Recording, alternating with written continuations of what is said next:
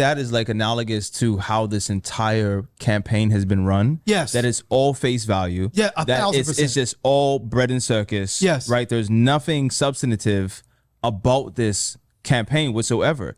And it's resorting to the fact of, or kind of reducing to the fact that people are just there for the photo op.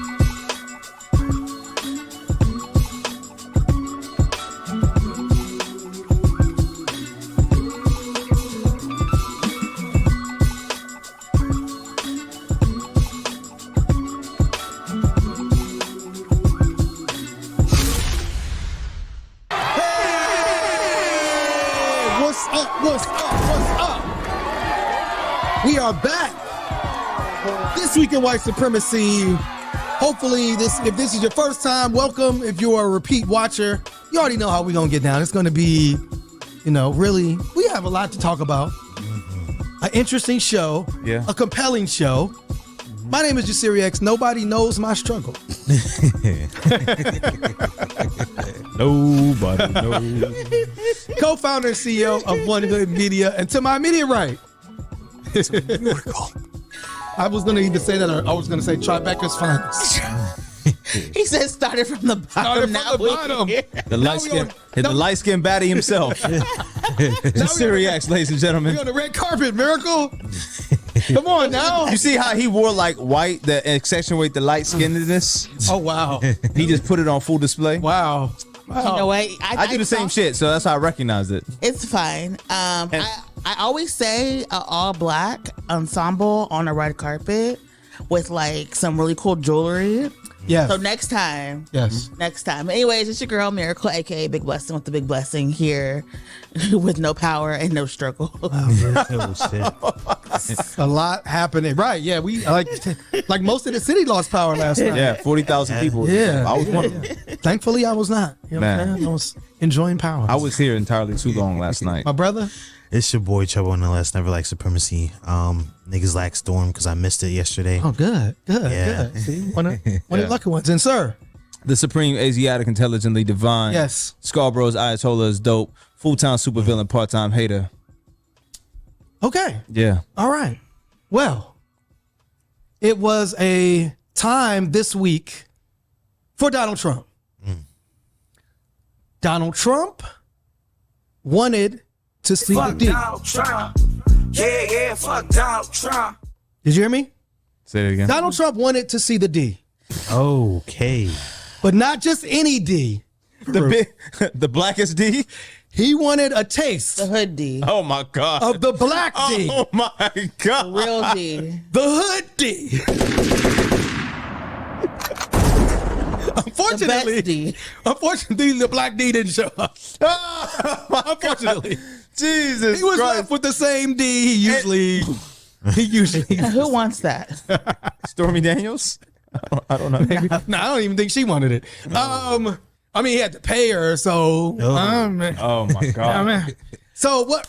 Donald Trump Oh my God. went to Detroit. Went to Detroit. And it's funny, I was in Detroit and I didn't even know he was there. That is interesting. Like I had no You were in Detroit. That is fascinating. Yeah, I had no idea any of this was happening. You should have pulled up on the church. I should have. But you would have had to go to the hood. Now we don't know if you're built like that. What? Oh, shit. Stand up here. Face. You just gonna let him out? I'm just saying, Farouk. I was in the hood the whole time. That's the thing. Like Apparently, Donald Trump is the first white man with the. Oh, okay. I see. I thought he was like, defend your honor, sir. He was going to flip the table like, what? What? Pardon? So Donald Trump, as part of he announces like Blacks for Trump, I guess, whatever their configuration is. And they're all the, Detroit chapter. All 7 of them? Right. I mean, because you got like, what's his name? Ben Carson and the Byron dude and the crazy dude that's running for governor of North Carolina. Yeah, wasn't it Byron Douglas? Yeah, that's the dude in Florida. Oh, okay. So all of the corny Tim Scott, all the black people that want to like really like stand underneath Trump and like beg for whatever, love that he can give them. Are part of this Black for Trump, but I guess he launched it in Detroit at a black church. This is a major thing. Like, he's going to this black church in Detroit. I'm gonna be honest, like, when I read what like the black pastor said, I kind of was like, I mean, he said he's nonpartisan. You know what I'm saying? If you're inviting Trump, Biden, like, I wanted to shoot him bail until this video. Where until he opened his mouth. Until he opened his mouth and tried to act like Donald Trump. Well, play what he said. Like most men, just they're good until they open their mouth. What you looking around for? Pause. What you looking around for? And I don't know this pastor's name. We just was it Lorenzo Swell? No. Okay. That's the name. That is the name. President Obama never came to the hood, so to speak, right? President Joe Biden, he went to the big NAACP dinner, but he never came to the hood. So thank you. Thank you. Thank you, Pastor. Very humble, really nice. Thank you. Trump My honor. came to the hood. He was President Obama never. It's wild because when Trump talks about the hood, I mean, Talks about it as like this shithole cities. Yeah. They're horrible. They're crime infested. And so it is wild to like have this man sit in front of you and not question him about, like, if you're from, and I don't know if this pastor's from Detroit or not, but it's like, if you're from Detroit and you have pride in the place where you're from, and I always tell people, like, to me, no city has more pride in their hometown than Detroit. That's a fact. Like, they super facts. And so, like, I mean, it came out Detroit versus everybody. Detroit versus everybody, right? So to have this man sit in front of you who has made so many disparaging comments, they just supposedly he just talked about how horrible Milwaukee is. Right, yeah. And Milwaukee is where they're going to host the Republican National RNC, Convention. And then they had to kind of scramble to say, oh, he didn't really say that. But he says that all the time. And to not question him about that, to me, is whack. And to like basically swing on this man's private area, you know what I'm saying? Like, right in front of, like, oh, I'm going to just, they didn't come to the hood and President Obama didn't come to me, it's kind of wild. Other things that was highlighted was the fact that the church was damn near all white. Like, there weren't a lot of black people at the church, although I guess Ice Wear Vezo was there with some. What I want to know, like, it was some black rappers. What is it about black Trump supporters? They fall into two categories. Yes, they're either like the ultra conservative black Bible thumpers, or like these super street niggas. They need to get a pardon. They need. Does he have charges? Ice Wear got charges? I believe all of the rappers that he's had so far have federal charges. Okay, that makes sense. I don't agree with it, but it makes sense. Yeah, so what did you think? I'll start with you, Miracle. What did you think about Donald Trump taking on the D? Jesus Christ, bro. The black. Allow it, man. Allow it. Just gotta let it go. We're about to get another email. So I do think that Trump is doing what Biden cannot, and that is actually campaign. And the reason why I'm saying this is an open invitation. Anyone could have gone to this church and signed up and engage. This is what you have to do to run a campaign. You have to go out and meet people. You're going to talk crap about whatever. Hopefully you have conversation about policy. That is what he is doing right now. The plan for the Trump administration is to tear down the black vote and the Hispanic vote in order to cut down people who traditionally will vote for Biden, while Biden is trying to be more conservative to get the conservative vote for people who traditionally would just vote Republican. And both of them are doing this with no mention of policy anywhere. And it's just horrible. And I think it's also because the moderators did not have the wherewithal to actually ask substantive questions. Yes. Because even, words aside, racism aside, what is your plans for black investment? Yes. And it was, we got to get rid of these undocumented people. We got to get this, I do this. What is your plan for my community? Right. What is the policies you have specifically for my community? And those questions really were not asked. No. And they definitely were not answered when you watched the program. But for some people, it's like, okay, we have this elected official in our area. They're paying us because it's a church. Right. So you have to pay to use that space. Yeah. And you have to rent it out. So you're getting some type of support. And so you're not really going to be as direct as you should when you are talking to someone who possibly could be the next president of the United States. Well, I got one more question. But to me, that's even more willingness to be direct. But one more question, because, you know, when you looked at the optics of the church, right? Because, you know, what's her name? What's the, I guess they said somebody named Kellyanne Conway claimed over 8,000 people were in this church. When you looked at the church, it was maybe 100 people. It wasn't all the way packed. And probably 90% of those 100 people were white. So if you're Trump and you're saying like this is a Blacks for Trump event, and you pull out all of your little black manservants, right? That sycophants that support you, and even black Detroiters don't show up. Mostly white people in that church. Doesn't that fall flat when you look at the church wasn't even packed. It wasn't even like there was a line coming out of the church. There was mad empty pews in the church. You got the optics. You got your photos. Right, but the photos of a mostly white. But you got to say, I went to talk to the black. I went to the hood. I went to speak to my black friend over there. Had a taste of that hood D. Yeah, Jesus. That's right. You know, hood D be the best D, but that's what he gets to say, and then move on. It's going to check it off the box. And I think that's building on the conversation we had last week. Is as black organizations and organizers, we have to figure out, are we moving for what's best in our community? And like, how are we engaging and organizing to make sure our communities get what they need and deserve, and sharing information and resources, right? So you said people never came to the hood of Detroit. I don't think that's factually correct. I do believe that prior presidents have been all throughout Detroit and other neighborhoods within Michigan. And so for him to say, oh, no one's ever come here, I think that was a little not true on the pastor side. Of course not. But I do think you got to make your community in play. So if Biden was smart, he would now find another church down the street and have a community conversation. Maybe a fish fry. And have an open. I mean, because Biden do be in the hood at the black restaurants. I mean, come on now. Does, yeah. Like, if there's one thing Biden gonna do, is gonna get you some chicken. He gonna find where's the black chicken spot. Get some catfish nuggets. He's gonna show yams. up. I want to come to you, Trouble. It said they said that not even Pastor Swell's congregants even showed up.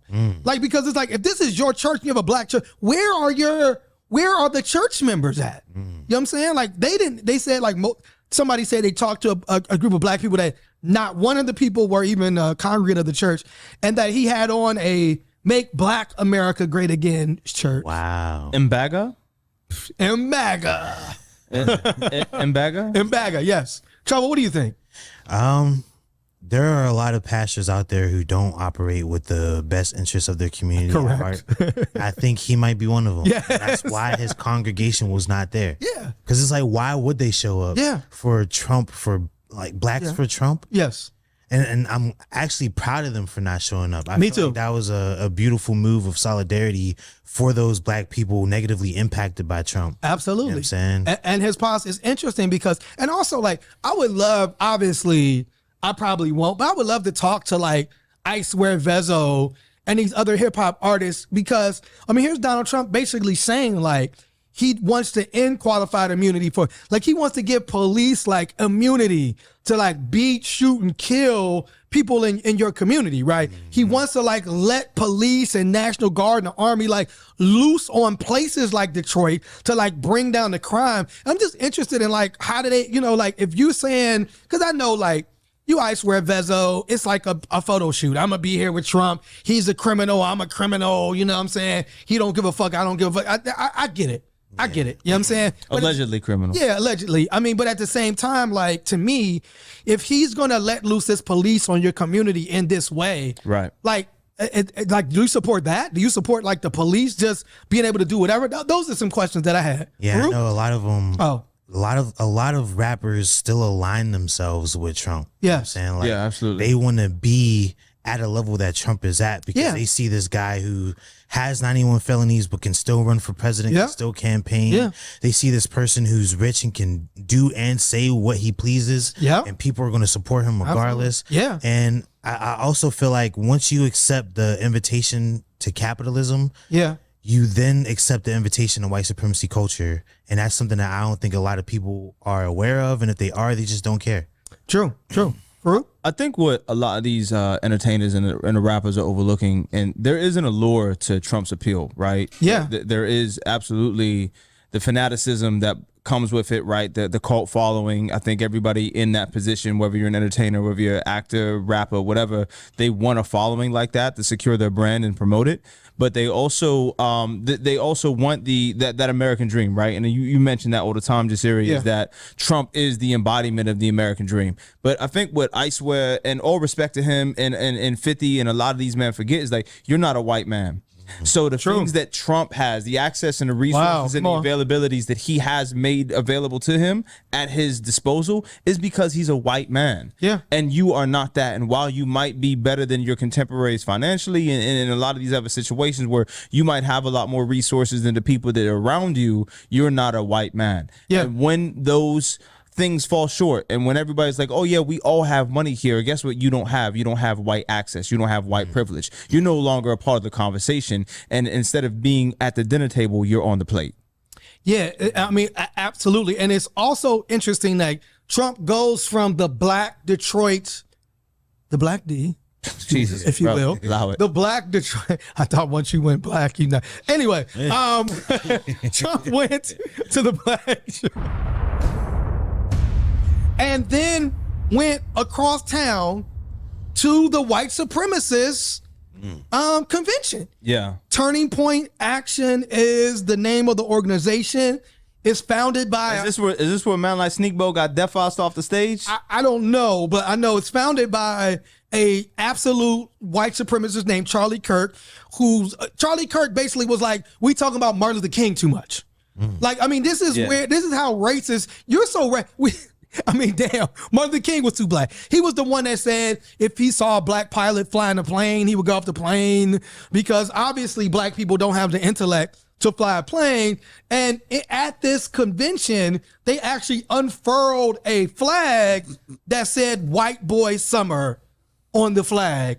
And so again, like, is this just Trump covering all base? I mean, it's kind of wild to say. If they were smart when they do this white boy summer thing, they would get like a sunscreen ad.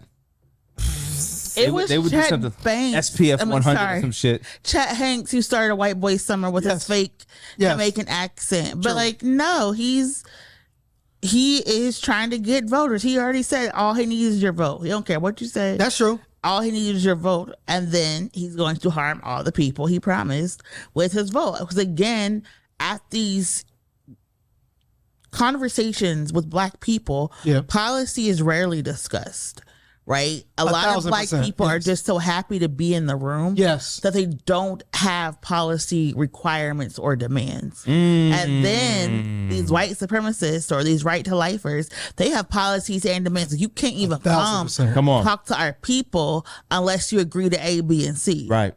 You can't even come and have this conversation unless you're agreeing to deport this community, that community. And so that is a difference. Like, he's like, yeah, I went there, but I didn't promise him anything. Yeah.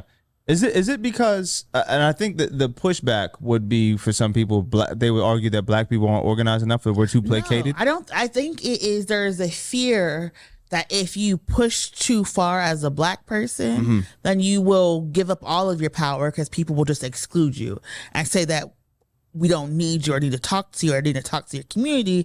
So what some black people do is try to play the game is like, if I just push a little bit and then just keep my head down, keep my mouth quiet, I'll be able to get closer. And then if I keep doing it, I'll get closer and closer. And then one day I'll be able to like be in power or be able to whisper something and not have a reaction. Yeah. True, right. It's access.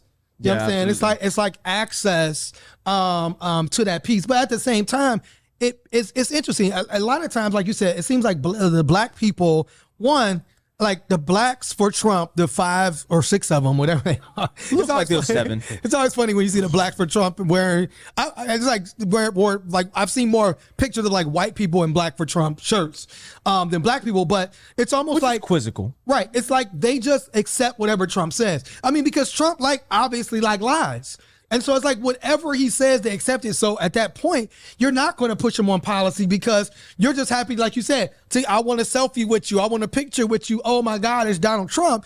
And you're not saying like, oh, this is somebody whose policies might actually affect like, can my children go to school? But I think, can they have like, hot meals at lunch or breakfast in schools? Like, will I be able to get a home or afford a home? Like, you're not looking at it like this. It's like, oh, I got this selfie with this celebrity I'm gonna put on Instagram, like somebody like an Iceware Vessel does. You know what I'm saying? I think that is like analogous to how this entire campaign has been run. Yes. That it's all face value. Yeah, 1,000%. It's just all bread and circus. Yes. Right? There's nothing substantive about this campaign whatsoever, and it's resorting to the fact of or kind of reducing to the fact that people are just there for the photo op. 1,000%. People are just there for the PR reps, and because we're always just like, when is somebody going to say something as it pertains to the presidency?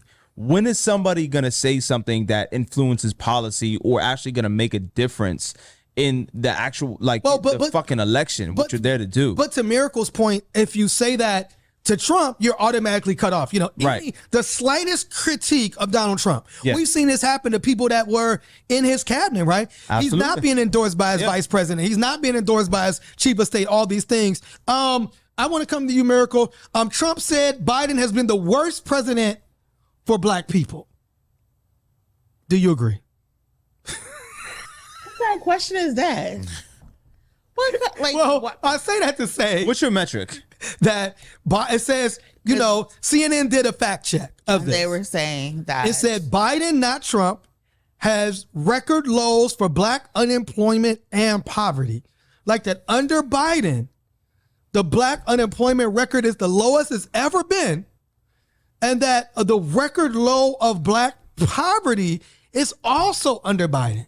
So if you're Biden and you like, hey, yo, can't you really say, you can really go to black people and say, you've never been better off. Even when Obama was president, you've never been better off than with me as president. Isn't that something that he can galvanize the people and run on?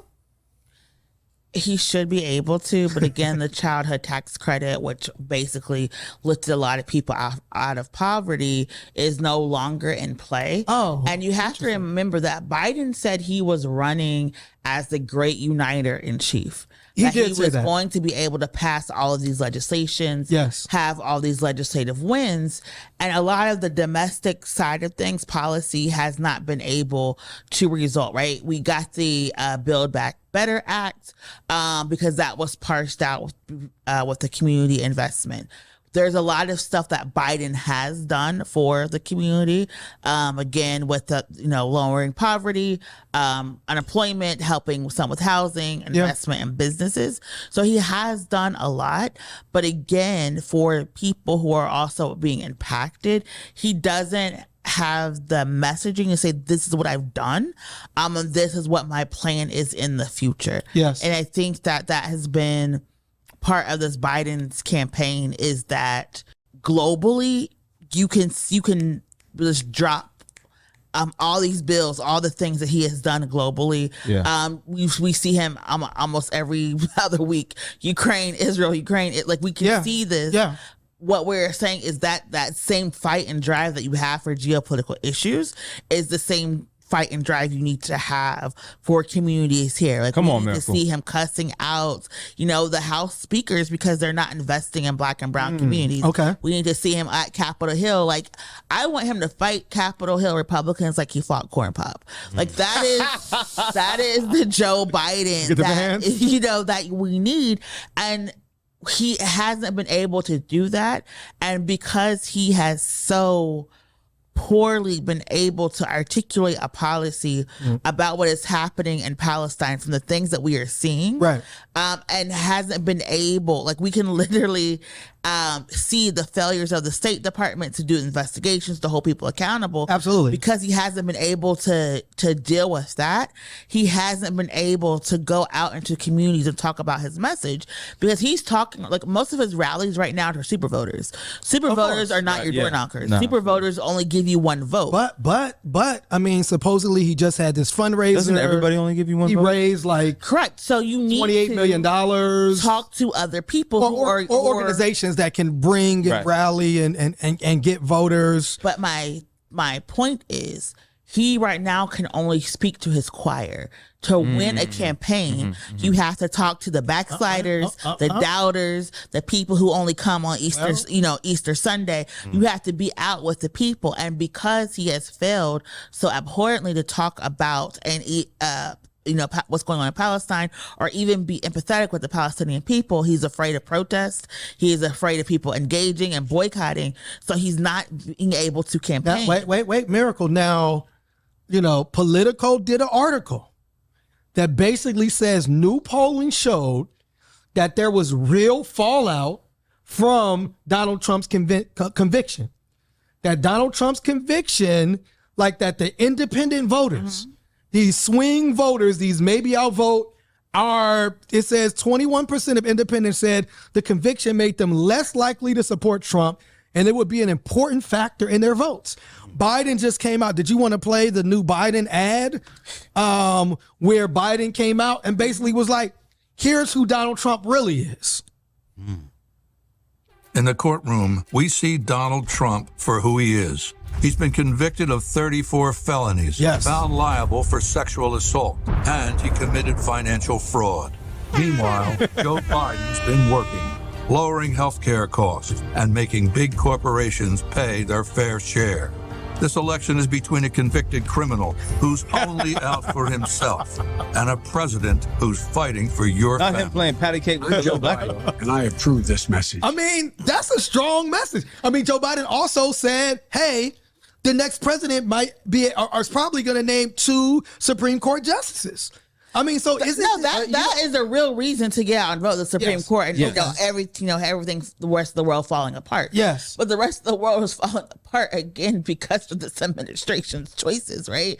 And the people we've also put in office, and the people he also hasn't backed. Yes. In addition, I do think having, particularly with younger Black people, this thing of like he is a convicted criminal is not going to be good messaging. It's not. For Biden, especially when we talk about the incarceration rate of Black men. But it wasn't just a convicted. He's also a sexual assaulter. He's also a fraudster, scammer. Points are made. However, we talk about Biden being the architect of mass incarceration. Yes. And Kamala, the cop Harris. Come on. It's not good long-term strategy, because your ads, the people running against you can always flip your ads. So there was a picture of Joe Biden hugging Hunter Biden. Yes. After Hunter was convicted. Yes. And I forgot her name, but she is the first Palestinian Muslim woman in the House of Representatives in Georgia.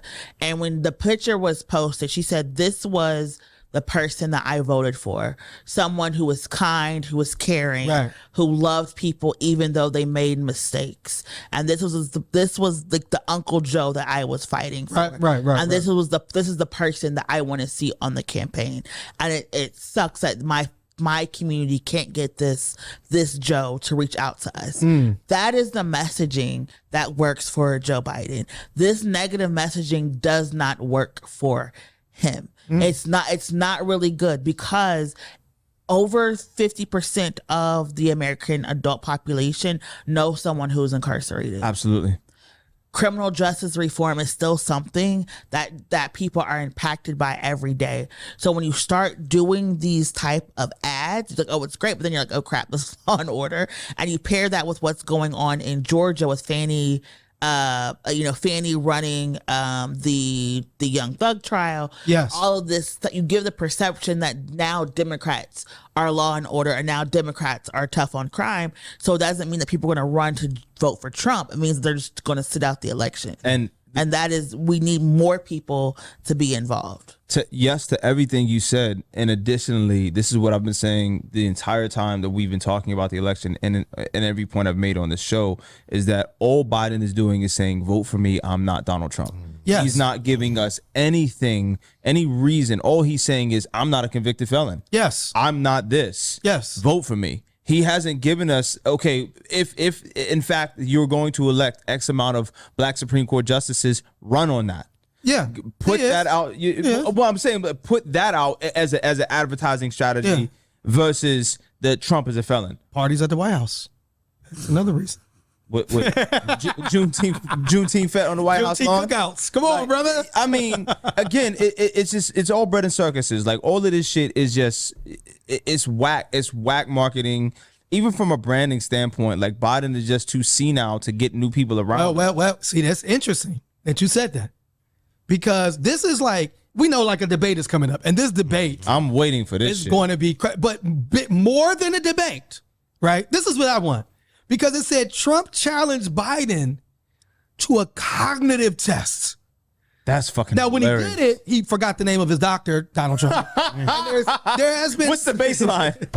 there has been all of these reports. What's that, it like? Alzheimer's or assisted living? Like, what are we doing here? you know, there's because Trump just turned 78. You know, so 81 versus 78, and supposedly Trump just met with a guy that like is working on a book. How old is Biden? 81. And he's every day. Yes. 81. 81. Trump is 78. Supposedly Trump is having memory issues. This author came out and said he was forgetting a lot of stuff. Supposedly Trump met with a group of businessmen. They said he was just rambling. That was hard for him to keep on. Isn't that what he always does? Yeah, I mean, he just did a rally where the teleprompter wasn't working. He was rambling there about sharks. He didn't want to get killed by sharks. So again, like this, the fact that he said he still keeps a gun on him, I'm like, why? But I'm saying, like, but as a felon, that's illegal. You know what I'm saying? So, but more so, like, I want to see this cognitive test. What are they gonna do? Like puzzles? That would be amazing. Like tic-tac-toe? A game of chess? But I mean, if we have an 81 versus 78-year-old, there should be cognitive tests. Yes. Like, remember, isn't there a law that you gotta, like, what age is it where you gotta go get your driver's license test again? I mean, I personally feel like you should be tested every year after a certain age. Right. But it's a certain age. I forget what age it is. But you literally have to go get your driver's license again. So it should be a requirement for any elected official. 1,000% to have a cognitive, Yeah, because for you're sure. making decisions that impact people's lives. 1,000%. And Psychological exam, a cognitive test. and a cognitive decline also makes you subject to manipulation. Yes. 1,000%. And so I do, because we saw that with the senator in California. I forgot what her name was, but like they were saying it was essentially her staff who was running. And Feinstein. Yes. Yes. And there are people who've come out and said that they know that some of our elected officials have dementia, and that when you're voting for war powers and to send money to drop bombs and you're not all the way there, that is the issue. Yes. And that's not like it's not a conversation on ableism. It's a conversation around the requirements for the job you're being elected to do. Absolutely. Yes. Yeah, like when you see Biden kind of freeze up at the Juneteenth celebration and kind of it's almost like he's looking off into, again, I personally... He didn't know if those are the ghosts of all the people he locked up. No, and I think that you can't. And the Biden administration keeps saying, like, he may be an old person, he has no idea. Yes. Or when That's a lie. or when he freezes up, it's a deep fake, and you can't always spread misinformation like that. True. I think there is The old person with new ideas. I think there's also branding like he could do, right?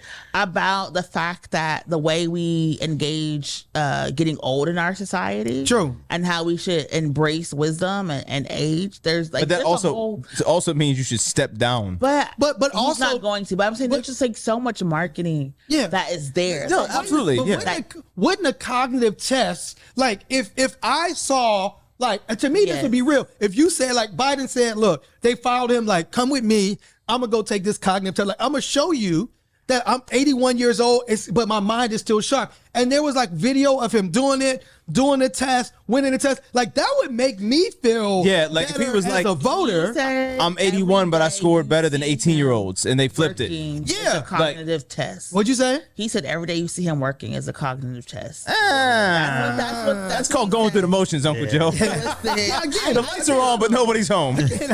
I'm just saying. We do this every year because when Trump was in office, his doctor was like, he's the fittest person I've ever seen, right? Course, yeah. So we do have these doctors who like fudge the records a little bit, but yeah, you should. He must be the doctor from my 600-pound life.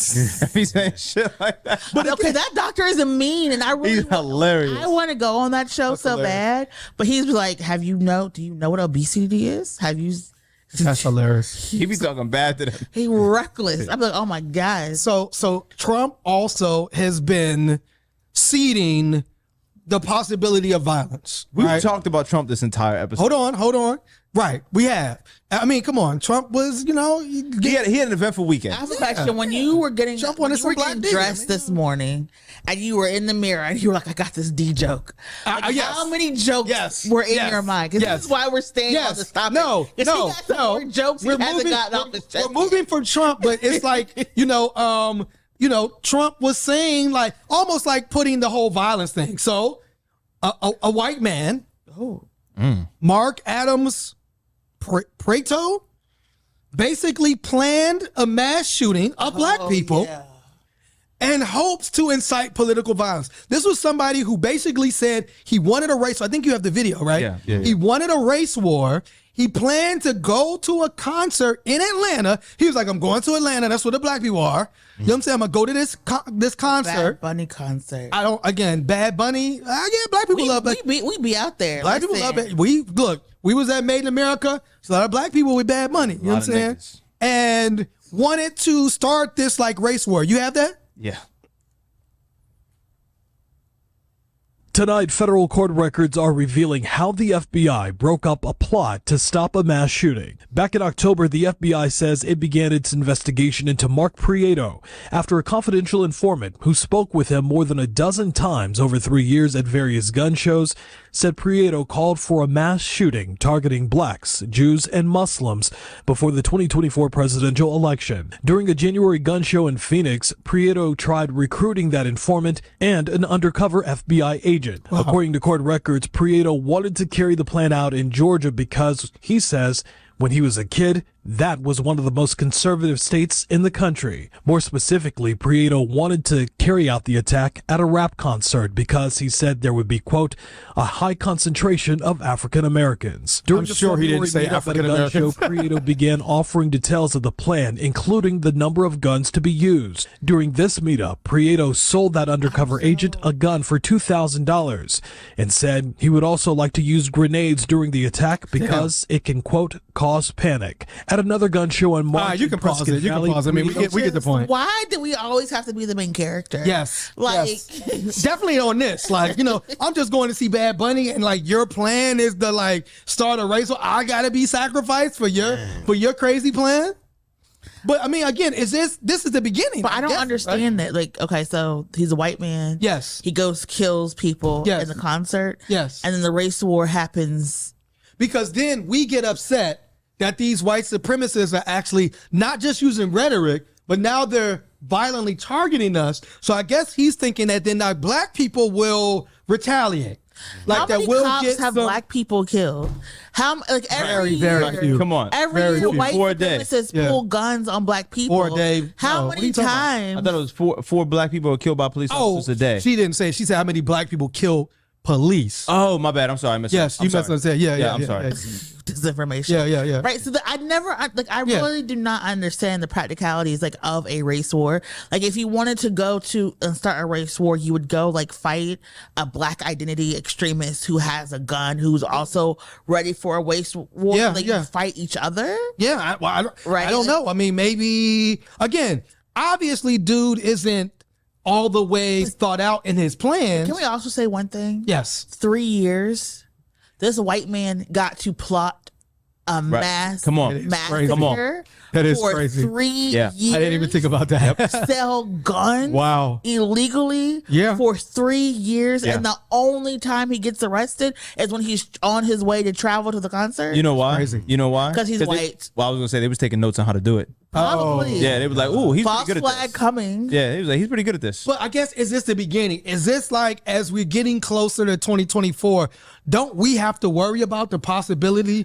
of some of these white supremacists, particularly if, let's say, the polls start to come out and Trump is looking down bad? You know what I'm saying? And, or let's say one of these, something happens and Trump can't run.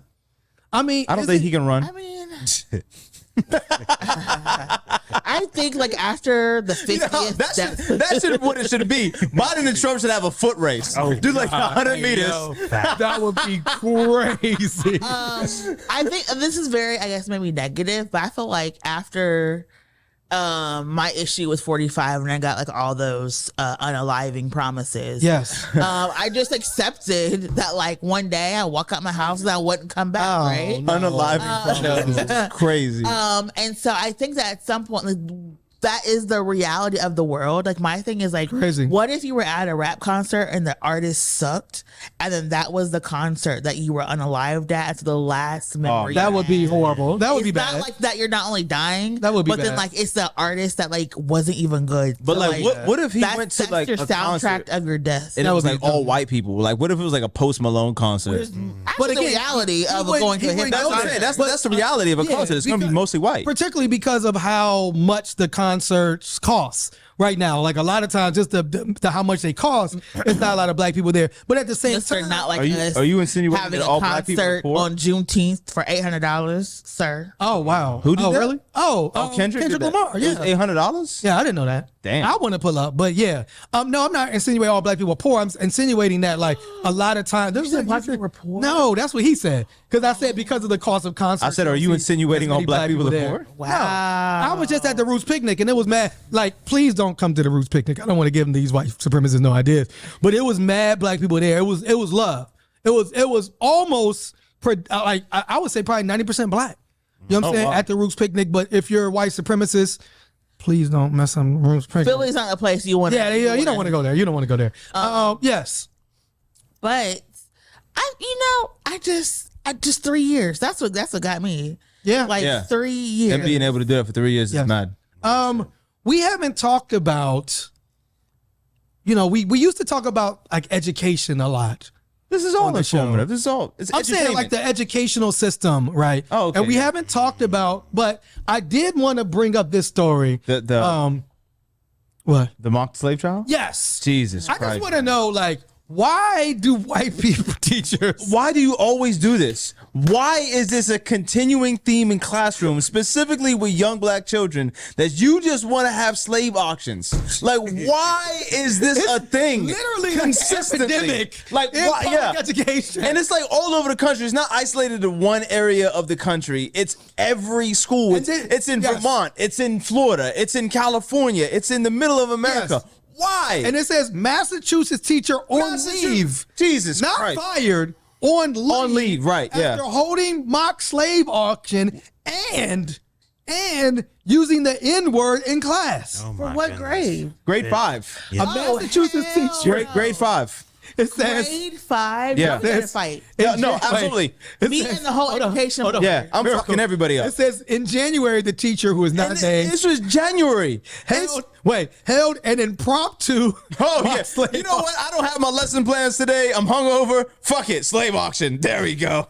It says to prepare us for Black History Month. During a lesson, it says during a lesson on the Atlantic Triangle slave trade, during which slave auctions were discussed, the educator asked 2 children sitting in the front of the room, who were of color, to stand, and the educator in class discussed physical attributes, i.e. teeth and strength.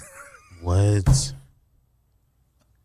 Hold on. The second incident took place in April, and the same educator, again, this was January, an impromptu mock slave auction, and the teacher was still teaching in April, where the teacher used the N-word while reading a book 2 students. It was geometry. It was like, hey, do you know what shape shipped you niggas across the country?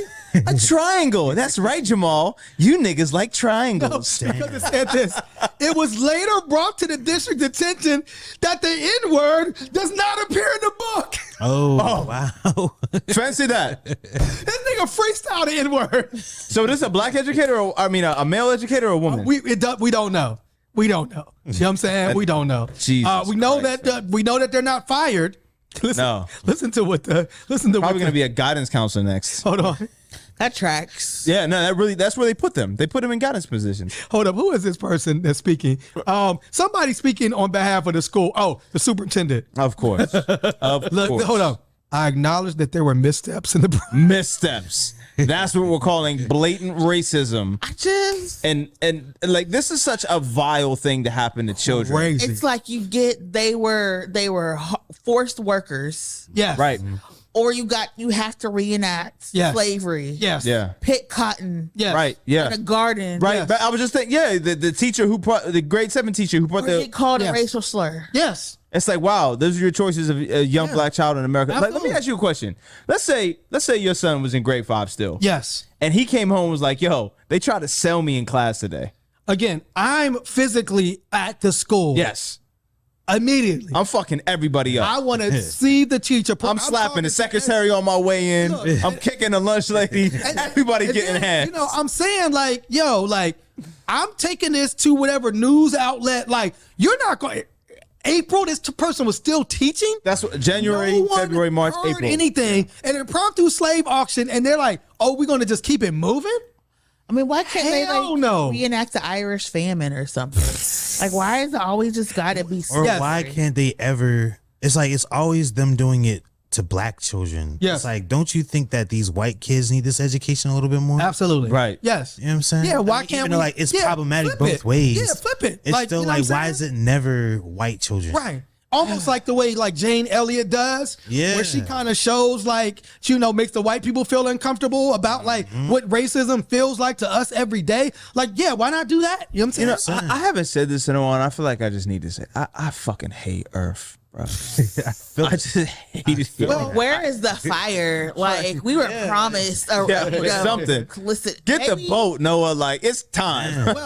Maybe we are the left behind. I maybe was this sad is a bad in place. 2012 when the world didn't. Oh, you was like, damn, it didn't. Like, fuck. But maybe it did. I got another lifetime of this shit. Maybe it did, and that's the theory that we're like in this purgatory now. You know what I'm saying? And I don't know if you all want to move to sports, but we haven't talked about this whole debate around Caitlin Clark. Right. And we're in hell. And the fact that somebody was like, she's like the Jackie Robinson. Stop it. Stop it. Someone said she's the Jackie Robinson of the WNBA. Lady Bird was not up there making dunks and plays and running the WNBA for y'all to say that. Yeah, put some respect on Sue Bird. Like, really and truly. And the wild part, right? The what's her name? Diana Taurasi. Yeah, Diana Taurasi. Yeah, Sabrina.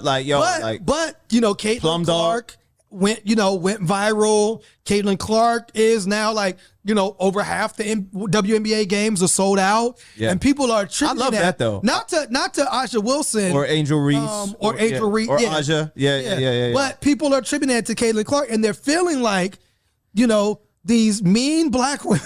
Yeah, I mean, you see what they did with Cameron Blink. They made her like the most beautiful person in the WNBA. I'm not sure who that is. She's a rookie this season. Okay. Tall white girl. She's attractive. Okay. But like they were making it seem like she's the only attractive player in the WNBA. Oh, and that's absolutely not true. Yeah, absolutely not true because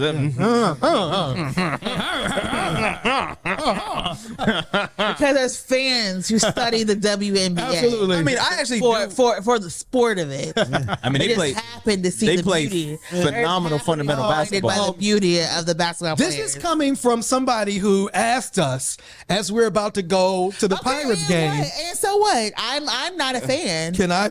I want listen. I have numbers. So listen, I tell you, I like players. Not names, but not numbers. She's not a sports person. But is there validity to the fact? Yes, and I wanted to meet the dark-skinned, dreaded up player.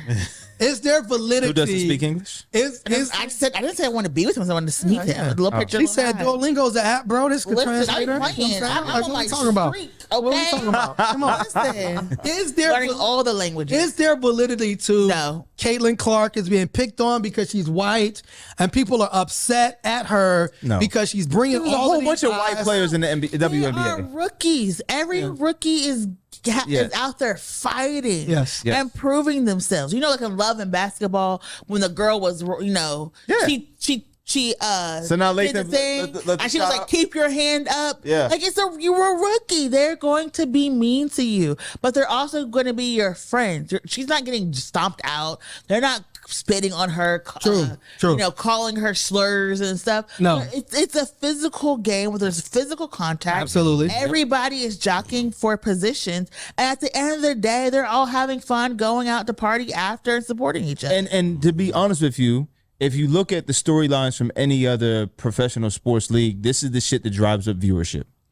Yeah. You know what I mean? Like contact plays, things like that, good storylines. Like this is what makes it more enjoyable for the casual viewer. But it is wild to see like a fly, Angel Reese fouled Caitlin Clark, and it like made like CNN. Yeah, it was like this black girl. Just this foul, and it was like on the news. That is the real news. Like facsimile to like what young black girls go through on the playground at school every single day. Very true. Very true. And I feel like we're now entering an era where white people want racism to happen against them so badly. Yes. Oh my God. Yeah, it's really the struggle Olympics, the oppression Olympics every fucking day, and white people want to take gold in every event. No, that's really real because that's one of these right-wing talking points. Is that like racism is now being experienced by white people, and white people are being brutalized, and white people are being treated in a negative way. And so you're absolutely right. It's like wanting to be the victim so bad. Like clearly you're not the victim. When Chris Rock said this 20 years ago, it still hangs true. If white people are losing, who the hell is winning? I mean, that's really it. You know what I'm saying?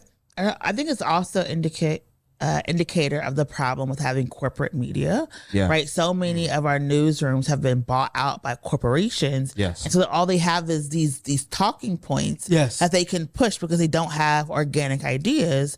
And so you see on sports, a lot of sports has basically expanded upon being racist and bigots, especially like the UFC, where they'll like pit people together, and they'll have like avid like white supremacists making fun of the way other people talk, other people's religion. It's just now a marketing tactic. I think the problem is when it comes to like the WNBA, that they're doing it in a way that is very much damsel in distress.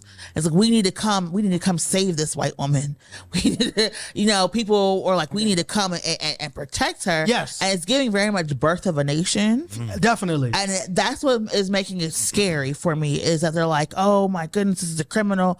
You had one congressional person talk about the WNBA needs to come before Congress to see if they're like singling out Caitlin Clark to protect her. It's just wild. And it's like, these are athletes. If I go and I watch a hockey game and they're over there, they are tussling in the hockey. And that hockey ice rink. Which I have an issue with. I have an issue with the hockey fights, but continue. But they're no one's like, oh my gosh, is this race based? No one is like, even when there were people who were being racist to the black hockey players, nobody was caring about that. True. But here we have this person who is getting attention. And I kind of compare it to like when LeBron got attention. Absolutely. When he came into the league, people weren't just like high-fiving him. No. They were making him run up and down the court. They were, checking him. Michael Jordan, Michael Jordan, LeBron, like all these individuals, a lot of times, which you're right in the sense of like, that's America's thing. Like we got to protect these white women, right? And it's really fascinating. I didn't know the Congress called that. That was pretty fascinating. We do have I guess, what are we? Are they Kens? Who are the male Karens? Kens. Are they Kens? So we have a Ken Karen of the Keith. week, where he, I guess he was the manager. He was the manager. Yeah, Macy's. He was the manager. So he was, instead of having to be called, he elicited all of his white privilege and power on this unsuspecting black woman who was an employee. Do you have that video? Yeah, but I let you guys know ahead of time that was. Yeah, you could get off right here. I had a family emergency. You're fine. I had a family. Give your name tag in that contest. What? Yeah, we're not running on black people, Tom. Get off the elevator. Excuse me, what? You heard me? Hey, Shaniqua, this isn't the ghetto. You don't take... You want to see black people? Don't take shit off of me. No. How about that? Hey, Shaniqua, this isn't the ghetto? There's no, I don't have money on me, seriously. Hey, yo. Again, you can pause it, man. Yeah. He's on a elevator full of black people. he would've got There's jumped. no way this is real. He would have got jumped. It does look fake. Yeah, it looks fake. Her response, though, seemed like it was kind of real, though. This looks like one of those social experiment she was things. surprised. I don't know. I don't know. Well, you would have responded differently if you were in the elevator, sir? Allegedly? I'm guessing. You my ops now? I just wondered if you were on the elevator, if it was a social experiment, would you have said something? Oh, absolutely. You would have said something too, Miracle? I would have cried. Oh. I would have cried and sued later. For emotional damage? Yes. I mean, that would be the best way to go about it. Yeah. You know what I'm saying? Like, it's kind of like the brothers who were on the American Airlines flight. Yeah. Like, record it and get your money. Record it, sue. Look, now you was already late. You know what I'm saying? Like, okay, well, now I'm getting extra money because you treated me in this racist way, particularly if I document it. Yes. I know, but Miracle Jones Esquire, yes. actual like racist thing that happened like here in Pittsburgh is Mrs. Black Pennsylvania. I can't say her last name. The one we supported? Amanda. She was at the local UPMC urgent care, up the streets in Robinson. And they called the police on her because she was asking for the names and the contact information for the people who were refusing to give her the appropriate medical care. And so when we talk about like race and racism, literally have multiple police cars outside the UPMC and Robinson because they did not have the medical care that she required. And the police, what made it bad, the police had to advocate for her. That's crazy. And you'd be like, crazy. Yeah. How racist and bigoted and disrespectful you got to be that the police got to be like, let me fix this for you. Yeah. Let me support. And so it's like one of those things that we're talking about when like racism and white supremacy and bigotry just manifests in different ways. You could be out living your life and you never know how you're going to respond. Like I'm a little slow. Like sometimes I don't always like see in the real moment that like I'm being discriminated against. Like I'm just like, oh, something is happening, and then I'm like, oh crap, something is happening because I'm black. Yeah. Oh crap, something's happening because I'm a black woman. Oh gosh, like now how am I going to have to like navigate and like what did you call me? Like what did you say? And it is one of those things where you're just like you never know how you are going to respond. Like because I'm also afraid of prison because I feel like I would either like thrive. Prison should be afraid of you. I feel like I would either like not make it out or just like thrive. Like it's like the only two options. So I was like, I don't want to find out. I'm the same way. I'd rather not find out. Yeah. No, thank you.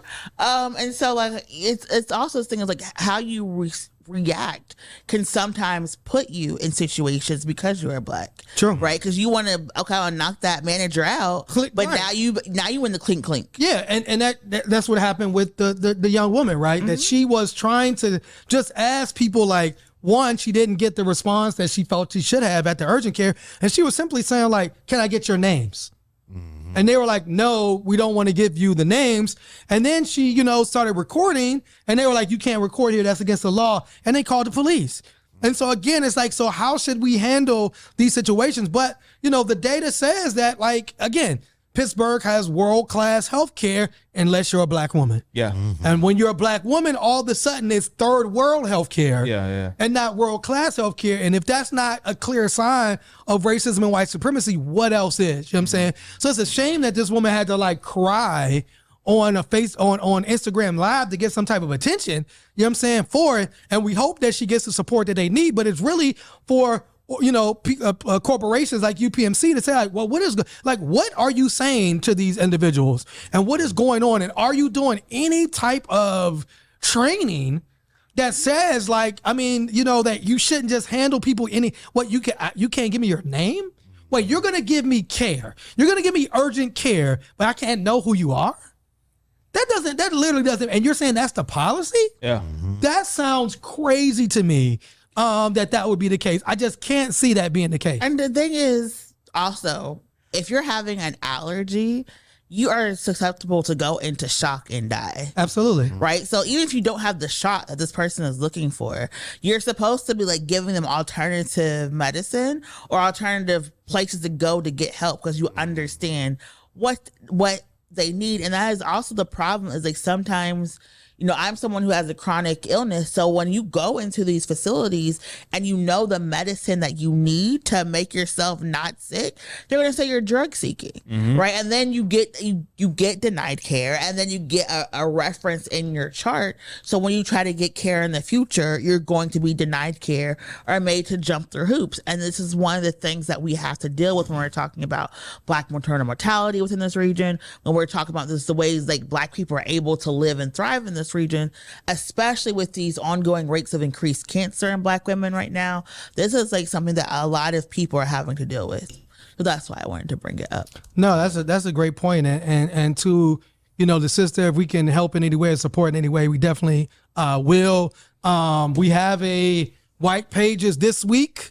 You know what I'm saying? It's called An American Family, the Shakurs and the Nation They Created. Talking about, you know, whether it be Assata Shakur, Matulu Shakur, or Afeni Shakur, or, and he just had his birthday this week, Tupac Shakur, and kind of how that Shakur name. Shaker.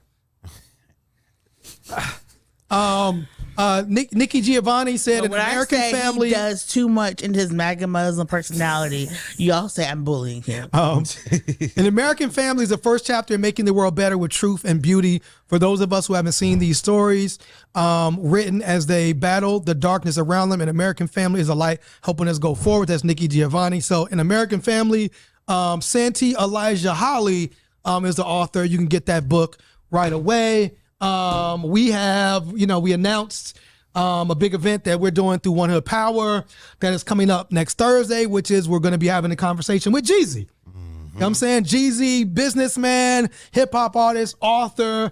We're going to be screening the film that he produced, Hip Hop in the White House. We're going to be screaming for Jeezy. Everybody go crazy. Up screaming. Yeah. But also screening the film that he produced, Hip Hop in the White House, kind of having a conversation about, you know, obviously he did the song, or if you don't know, Jeezy did the song, The President is Black.